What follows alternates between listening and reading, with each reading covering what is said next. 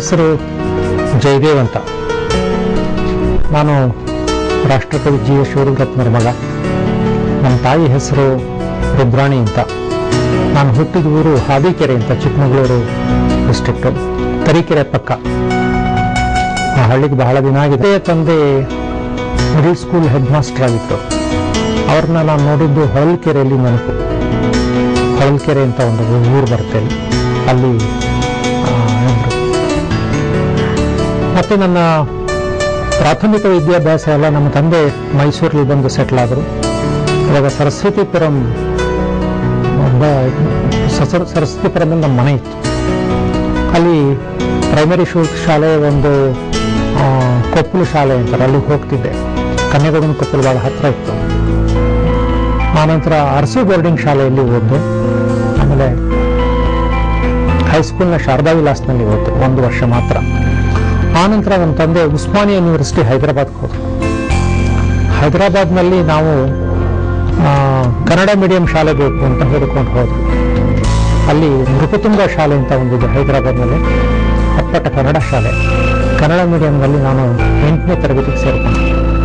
ಅಲ್ಲಿ head master ನನ್ನ ಬಲವಂತ ಮಾಡೋದು, ನೀವು ಏನಾದ್ರು ಮಾಡಿ ಇಂಗ್ಲೀಷ್ ಮೀಡಿಯಂ ಸೇರ್ಕೊಳಪ್ಪ, ನೀನು ಬುದ್ಧಿವಂತ ಇದೆಯಾ ಅಂತ. ನಾನು 2 ದಿನ ಕೂತ್ಕೊಂಡೆ. ಇಂಗ್ಲೀಷ್ ಮೀಡಿಯಮಲ್ಲಿ ಏನೂ ಪಾಠ ಅರ್ಥ ಆಗಲಿಲ್ಲ. ಬೇಡ ಅಂತ ಹೇಳಿ ನಾನು ವಾಪಸ್ಸು ನನ್ನ ಕನ್ನಡ ಮೀಡಿಯಂಗೆ ಬಂದ್ಬಿಟ್ಟೆ.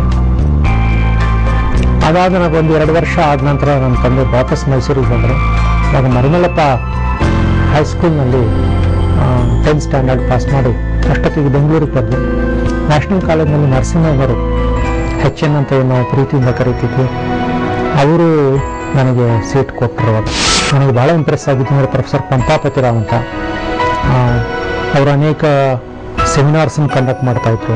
CCG ಸುದರ್ಶನ್ ಅಂತ ದೊಡ್ಡ ವಿಜ್ಞಾನಿಯನ್ನು ಕರೆಸ್ತಿದ್ರು, ಜೊತೆಗೆ ವರ್ಮಾ ಅಂತವ್ರನ್ನ ಕರೆಸ್ತಿದ್ರು. ಸೊ ಹೀಗೆ ಸೆಂಟ್ರಲ್ ಕಾಲೇಜಿನ ವಿದ್ಯಾಭ್ಯಾಸದ ತುಂಬ ನನಗೆ ವಿಜ್ಞಾನ ತಲೆಗೆ ತುಂಬಿಕೊಂಡ್ಬಿಟ್ಟು. ಆ ಸಮಯದಲ್ಲಿ ಪ್ರೊಫೆಸರ್ ವ್ಯಾಸ್ ತೀರ್ಥ ಅಂತ ಎಜುಕೇಷನ್ ಪ್ರೊಫೆಸರ್ ಒಬ್ಬರಿದ್ರು, ಅವರು ನನಗೆ ಭಾಳ ಪರಿಚಯ. ನಾನು 10th ಸ್ಟ್ಯಾಂಡರ್ಡ್ ಒಂದು ಪದ್ಯ ಬರೆದಿದ್ದೆ. ಎಲ್ಲರೂ ಕೇಳೋರು, ನಿಮ್ಮ ತಂದೆ ದೊಡ್ಡ ಕವಿ, ನೀನ್ಯಾಕೆ ಕವಿತೆ ಬರೆಯಲ್ಲ ಅಂತ. ಒಂದು ಪದ್ಯ ಬರೆದೆ ನಾನು. ಅದನ್ನು ಕರ್ನಾಟಕ ಸಂಘ ಸೆಂಟ್ರಲ್ ಕಾಲೇಜಿನವರು ಚಿನ್ನದ ಗೆರೆ ಅಂತ ಒಂದು ಪುಸ್ತಕದಲ್ಲಿ ಪಬ್ಲಿಷ್ ಮಾಡಿದ್ರು. ಅದು ಚೆನ್ನಾಗಿತ್ತು ಪದ್ಯ. ಚನ್ವೀರ್ ಕಣಿವೆಯವರು ಆ ಸಮಯದಲ್ಲಿ ನಮ್ಮ ಮನೆಗೆ ಬಂದಿದ್ರು. ಅವ್ರು ನನ್ನ ಪದ್ಯ ಓದಿ ಭಾಳ ಶಭಾಷ್, ತುಂಬ ಚೆನ್ನಾಗಿದೆ ಕಣೆ, ನೀನು ಬರೀಬೇಕಂದ್ರು. ಆದರೆ ಯಾಕೋ ಏನೋ ವಿಜ್ಞಾನ ಜಾಸ್ತಿ ನನ್ನ ತಲೆಗೆ ತುಂಬಿಕೊಂಡಿದ್ರಿಂದ ನನಗೆ ಸ್ವಲ್ಪ ಪದ್ಯದ ಕಡೆ ಅಷ್ಟು ಒಳಗೆ ಹೋಗಲಿಲ್ಲ. ಅನಾಲಿಟಿಕಲ್ ಮೈಂಡೇ ಜಾಸ್ತಿ ಆಯಿತು ಅಂತ ಅನ್ಸುತ್ತೆ. ವಿಜ್ಞಾನಿ ಆಗಬೇಕು ಅನ್ನೋ ಬಹಳ ಆಸೆ ಇತ್ತು. ಅದರಲ್ಲೂ ಮುಖ್ಯವಾಗಿ ನ್ಯೂರೋಫಿಸಿಯಾಲಜಿಲಿ ರಿಸರ್ಚ್ ಮಾಡಬೇಕು. ಈ ಮನಸ್ಸು ಹೇಗೆ ಕೆಲಸ ಮಾಡುತ್ತೆ, ನೆನಪು ಅಂದರೆ ಯಾವುದು, ಇದರೊಳಗಡೆ ನಾವು ಅನುಭವಗಳು ಯಾವುವು, ಇದೆಲ್ಲದನ್ನು ಒಂದು ಕಂಡುಹಿಡಿಬೇಕು ಅನ್ನೋ ಒಂದು ತರಹದ ಕುತೂಹಲ, ಹುಮ್ಮಸ್ಸು ನನಗಿತ್ತು ಆ ಕಾಲದಲ್ಲಿ.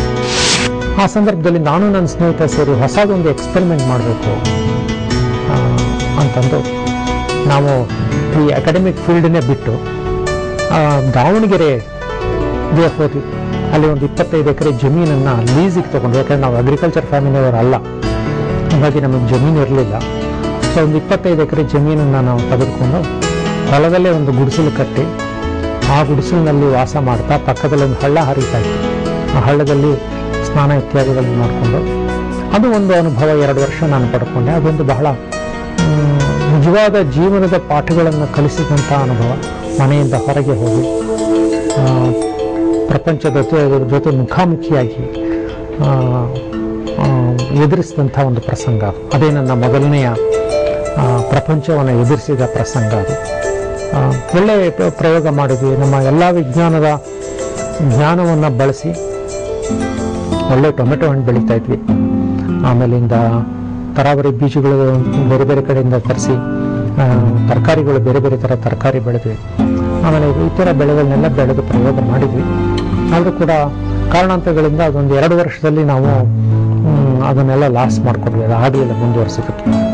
ಆ ಸಮಯದಲ್ಲಿ ನಮ್ಮ ತಾಯಿ, ನೀನು ಸಾಕಪ್ಪ, ಇದು ನೀನು ಬಂದ್ಬಿಡು ವಾಪಸ್ಸು, ನಿಮ್ಮಪ್ಪ ಮೇಷ್ಟ್ರು, ನಿಮ್ಮ ಅಜ್ಜ ಮೇಷ್ಟ್ರು, ನೀವು ಯಾವಾರು ಒಂದು ಲೆಕ್ಚರರ್ಶಿಪ್ ಹುಡುಕಿ ಮೇಷ್ಟ್ರು ಆಗೋದು ಒಳ್ಳೆಯದು, ಎಲ್ಲರೂ ಸೇರಿ ನೀವು ಅಡ್ವೈಸ್ ಮಾಡೋದು. ಆವಾಗ ನಾನು ವಾಪಸ್ಸು ಬಂದೆ. ತಕ್ಷಣ ಕೆಲಸ ಸಿಕ್ಕಲಿಲ್ಲ. ಆದರೆ ಸುತ್ತೂರು ಸ್ವಾಮೀಜಿಯವರು ನನಗೆ ಕೆಲಸ ಕೊಟ್ಟರು. ಆದರೆ ಚಾಮರಾಜನಗರದಲ್ಲಿ ನನಗೆ ಕೆಲಸ ಸಿಕ್ತು. 77ನೇ ಇಸ್ವಿ ನಾನು ಚಾಮರಾಜನಗರಕ್ಕೆ ಹೋಗಿ ಸೇರಿಕೊಂಡಾಗ. ಆಗ ನಾನು ಪಾಠ ಚೆನ್ನಾಗಿ ಬೋಧಿಸ್ತಾ ಇದ್ದೆ ಮಕ್ಕಳಿಗೆ, ಹಾಗೆ ನಡೀತಾ ಇತ್ತು. ಅಷ್ಟರಲ್ಲಿ ನನಗೆ ನಮ್ಮ ಡಾಕ್ಟರ್ ಸುದರ್ಶನ್ ಅವರ ಪರಿಚಯ ಆಯಿತು. ಸುದರ್ಶನ್ ಅವರು ಚಾಮರಾಜನಗರದ ಪಕ್ಕದಲ್ಲೇ ಇರೋ ಬಿಳಿಗಿರಿರಂಗನ ಬೆಟ್ಟದಲ್ಲಿ ಗಿರಿಜನ ಅಭಿವೃದ್ಧಿ ಕಾರ್ಯದಲ್ಲಿ ತೊಡಗಿದ್ರು. ಅವರನ್ನು ನನಗೆ ಪರಿಚಯಿಸಿದವರು ಚಾಮರಾಜನಗರದ ಹುಚ್ಚೇಗೌಡರು. ಹುಚ್ಚೇಗೌಡರು ನಾನು ಬಹಳ ಒಳ್ಳೆಯ ಸ್ನೇಹಿತರು. ಯಾಕೆಂದರೆ ನಮ್ಮಿಬ್ಬರ ನಡುವೆಯೂ ಕೂಡ ಓದಿನ ಒಂದು ಸಾಮಾನ್ಯ ಅಭಿರುಚಿ ಇತ್ತು. ಅವ್ರ ಲೈಬ್ರರಿ ಬಹಳ ಚೆನ್ನಾಗಿತ್ತು. ಹಾಗಾಗಿ ಅವ್ರ ಲೈಬ್ರರಿ ನಾನು ಬಳಸ್ಕೊಳ್ತಾ ಇದ್ದೆ. ಸೊ ಹುಚ್ಚೇಗೌಡರು ನನ್ನನ್ನು ಸುದರ್ಶನ್ ಅವರ ಜೊತೆ ಪರಿಚಯ ಮಾಡಿಕೊಟ್ರು. ನಾನು ಸುದರ್ಶನ್ ಬಹಳ ಕ್ಲೋಸ್ ಆಗ್ಬಿಟ್ರು.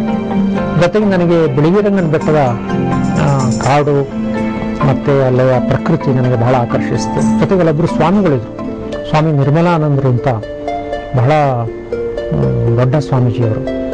ಯಾಕೆ ದೊಡ್ಡವರು ಅಂತ ಹೇಳ್ತೀನಿ ಅಂದರೆ, ಅವರು 2ನೇ ಮಹಾಯುದ್ಧದಲ್ಲಿ ಪ್ರಪಂಚಕ್ಕೆ ತುಂಬ ಓಡಾಡಿದ್ದಾರೆ ಅವರು. ಆಮೇಲಿಂದ ಅವರಿಗೆ ಕಾಂಟೆಂಪರರಿ ಘಟನೆಗಳೆಲ್ಲವೂ ಅವ್ರಿಗೆ ತುಂಬ ಚೆನ್ನಾಗಿ ಗೊತ್ತಿತ್ತು. ಆ ಕಾಲದ ಎಲ್ಲ ಘಟನೆಗಳು ಭಾಳ ಚೆನ್ನಾಗಿ ಗೊತ್ತಿತ್ತು. ಎಲೆಯ ಮರೆಯ ಕಾಯಾಗಿ ಯಾರಿಗೂ ಕಾಣದ ಹೂವಾಗಿ ಇರೋದು ಬಯಸಿದಂಥವ್ರು. ಹಾಗಾಗಿ ಅವ್ರ ಬಗ್ಗೆ ನನಗೆ ಸ್ವಲ್ಪ ಆಕರ್ಷಣೆ ಉಂಟಾಯಿತು. ಅವಾಗ ಹೋಗ್ತಾ ಇದ್ದೆ. ಅವಾಗ ಸುದರ್ಶನ್ ನನಗೆ ಪರಿಚಯ ಆಯಿತು. ಸುದರ್ಶನ್ ನಾನು ಸೇರಿ ವಿವೇಕಾನಂದ ಗಿರಿಜನ ಕಲ್ಯಾಣ ಕೇಂದ್ರ ಅನ್ನೋ ಸಂಸ್ಥೆಯನ್ನು 1981ರಲ್ಲಿ ಸ್ಥಾಪಿಸಿ, 79ರಿಂದ ವರ್ಕ್ ಮಾಡ್ತಾ ಇದ್ವಿ. 81ರಲ್ಲಿ ನಾವು ಅದನ್ನು ಸ್ಥಾಪಿಸಿದ್ವಿ. ಅದು ಮೂಲ ಉದ್ದೇಶ ಏನಾಗಿತ್ತು ಅಂತಂದರೆ, ನಾವು ಗಿರಿಜನರ ಬವಣೆಯನ್ನು ನೋಡಿದಾಗ ಅವರಿಗೆ ಒಳ್ಳೆಯ ಬದುಕಿನ ಒಂದು ಸಾಧ್ಯತೆ ಇದೆ. ಕಾಡು ಇಷ್ಟೊಂದು ಸಮೃದ್ಧವಾಗಿದೆ, ಪ್ರಕೃತಿ ಮಾತ್ರ ಅಷ್ಟು ಸಮೃದ್ಧವಾಗಿದ್ದಾಳೆ. ಆ ಸಮೃದ್ಧತೆಯ ನಡುವೆ ಈ ಬಡತನ ಅಸಹಜ ಅನ್ನಿಸ್ತು. ಸ್ವಾತಂತ್ರ್ಯಾನಂತರದ ಭಾರತದಲ್ಲಿ ಮೊಟ್ಟ ಮೊದಲಿಗೆ ಗಿರಿಜನ ಪ್ರದೇಶದಲ್ಲಿ ನಿಜವಾದ ಶೈಕ್ಷಣಿಕ ಪ್ರಗತಿ ಸಾಧ್ಯವಾಗಿದ್ದು ಒಂದು ಸ್ವಯಂ ಸೇವಾ ಸಂಸ್ಥೆಯಿಂದ. ಯಾಕಂದರೆ ನಾವು ಪ್ರಾರಂಭ ಮಾಡಿದ ಕಾಲದಲ್ಲಿ ಒಂದು ಬೆರಳೆಣಿಕೆಯಷ್ಟು ಕೂಡ ಸೋಲಿದ ಮಕ್ಕಳು ವಿದ್ಯಾವಂತರಾಗಿರಲಿಲ್ಲ. ಸೊ ಇದನ್ನೆಲ್ಲ ನೋಡಿದಾಗ ಸ್ವಯಂ ಸೇವೆಯ ಒಂದು ಉದ್ದೇಶದಿಂದ ನಾವು ಕೆಲಸ ಪ್ರಾರಂಭ ಮಾಡಿದಾಗ ಬದಲಾವಣೆ ಕಾಣೋದಕ್ಕೆ ಸಾಧ್ಯ ಆಗ್ತದೆ. ಅದರಲ್ಲೂ ಮುಖ್ಯವಾಗಿ ಗುಣಾತ್ಮಕ ಬದಲಾವಣೆಯನ್ನು ನಾವು ಕಾಣ್ತೇವೆ. ಇಂಥ ಒಂದು ಗುಣಾತ್ಮಕ ಬದಲಾವಣೆಯನ್ನು ನಾವು ನೋಡೋದಕ್ಕೆ ಸಾಧ್ಯ ಆಯಿತು. ಆದರೆ ನನ್ನಲ್ಲಿ ಒಂದು ಅತೃಪ್ತಿ ಇತ್ತು. ಏನಂತಂದರೆ, ಯಾವ ಬದಲಾವಣೆಯನ್ನು ನಾನು ತರೋದಕ್ಕೆ ಪ್ರಯತ್ನ ಪಟ್ಟನೋ ಆ ಬದಲಾವಣೆಯ ಸಮಗ್ರ ಆಯಾಮವೂ ಅಲ್ಲಿ ಸಾಕಾರ ಆಗಿದೆ ಅಂತ ನನಗೆ ಅನ್ನಿಸ್ಲಿಲ್ಲ.